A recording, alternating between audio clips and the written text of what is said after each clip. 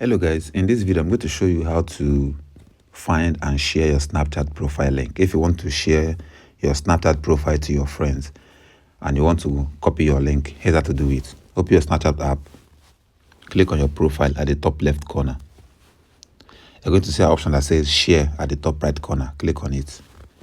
You're going to see your contact posters at the bottom left corner. You're going to see where it says copy. Click on it.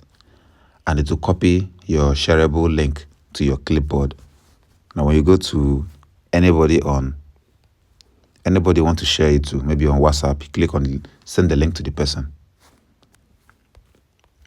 And when they click that link, it will take them to your profile directly. So that's how you share your Snapchat link. That's all for this video. See you guys in the next one.